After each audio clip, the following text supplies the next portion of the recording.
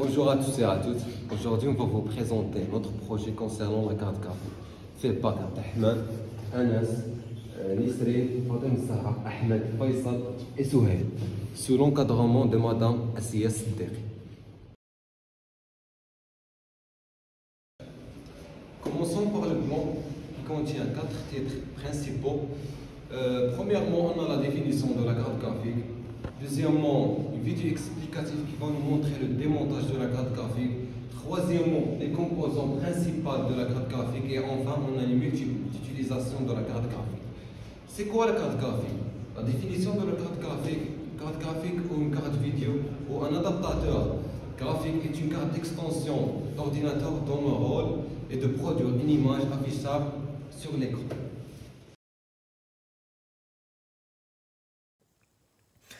Dans ce ordinateur, on a une carte graphique NVIDIA GTX 1070. Il est alimenté d'une porte d'alimentation de 650 watts. Il a besoin de deux ports, un port de 6 pins et 4 pins. On enlève ces câbles d'alimentation. On enlève aussi le vis qui fixe la carte graphique avec la boîtier.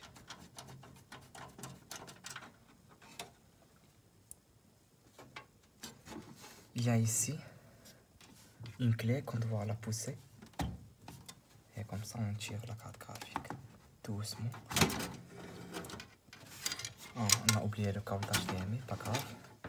Et voilà la carte graphique. On remarque deux parties. La carte mère qui est ici et ici il y a le refroidissement. Le refroidissement se compose de deux ventilateurs. C'est la marque KFA2. Il a un bon refroidissement des cartes graphiques NVIDIA. Ok, maintenant passons à la phase de la démontage de la carte graphique. On voit ici 4 vis qui se collent de la partie carte mère avec le refroidisseur. On démonte ces 4 vis.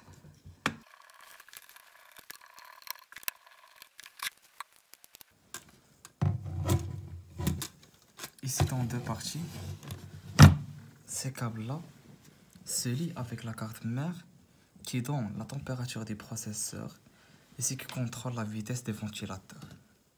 On enlève ces deux câbles.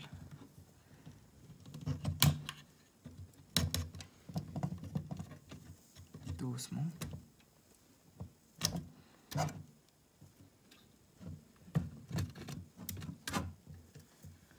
Voici la carte mère et voici le processeur graphique de la carte graphique. Ici, on voit les mémoires de la carte graphique. Il a 8 Go de VRAM. Ici, le processeur NVIDIA. Ce processeur, il donne l'information à la carte mère de la carte graphique. Il passe à la mémoire et se stocke dans la VRAM. Et après, il passe à la processeur de l'ordinateur, le CPU, qui donne et calcule les informations. Maintenant, on passe comment fonctionne le passage de la chaleur du processeur graphique vers le système de refroidissement qui sont les ventilateurs. Ici, on a une pâte thermique. La pâte thermique est une matière qui est responsable. Il est responsable du passage rapide de la chaleur du processeur vers le refroidisseur ici. Le refroidisseur ici, il capte la chaleur et le stocke ici, dans ce rectangle de métal. Ce rectangle de métal, pour le refroidir, les ventilateurs tournent et font sortir la chaleur d'ici à ici. On voit que chaque carte graphique a ses propres ports d'affichage. Ici, il y a un DVI, de 3 ports DisplayPort et un port HDMI. Ces ports sont responsables du passage de l'information de la carte graphique vers l'écran pour afficher l'information. Ici, c'est le port PCIe Express. Il est responsable lors le branchement de la carte graphique. Il fait le passage de l'information de la carte graphique vers le port PCIe Express. Après, il passe à la mémoire RAM qui stocke l'information de la carte graphique. Après, il passe à la processeur pour le calcul. Ça ici est le refroidisseur du processeur. Lorsque les ventilateurs vont se mettre en mouvement, la fraise va pouvoir traverser les aides qui sont en contact direct avec les cathodiques et qui eux-mêmes sont en contact direct avec les dissipateurs thermiques. Ce que l'on appelle un refroidissement assez efficace.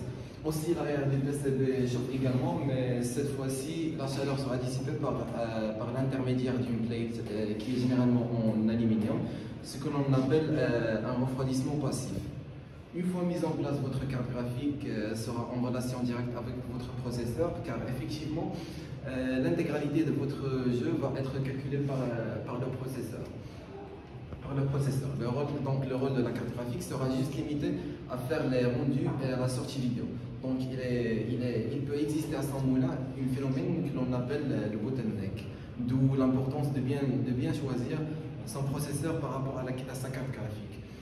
Effectivement, sur l'image de dessous, on s'aperçoit que le processeur offre un bon canal d'envoi de données par rapport à la carte graphique, mais sur l'image de dessous, on s'aperçoit que le canal de données est moins important que ce qui limite l'envoi de data. Ce phénomène existe car le processeur n'est pas en adéquation par rapport à la carte graphique.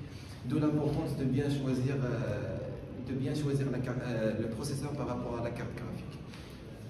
Maintenant, on va voir les composants principaux de la carte graphique. On a le processeur GPU et la mémoire VRAM.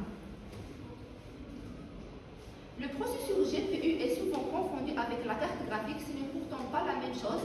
En effet, le processeur graphique est compilé à la mémoire pour être ensuite emplacé à la carte graphique. C'est donc un élément à prendre en compte pour choisir votre carte.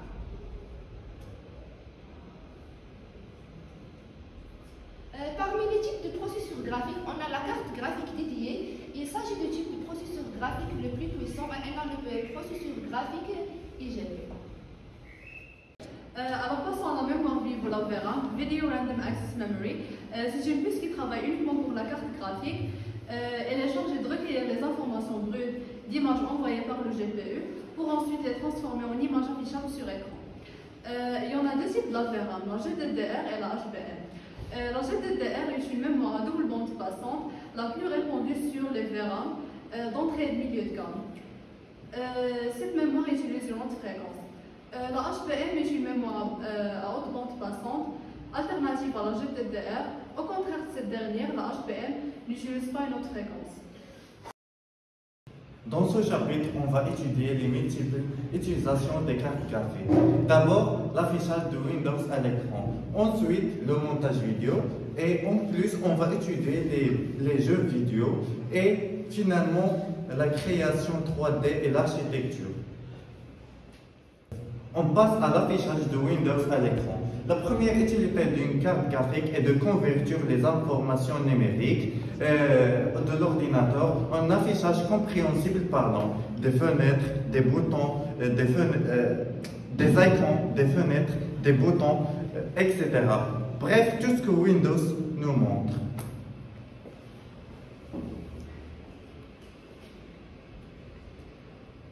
Et maintenant, on va voir le montage vidéo.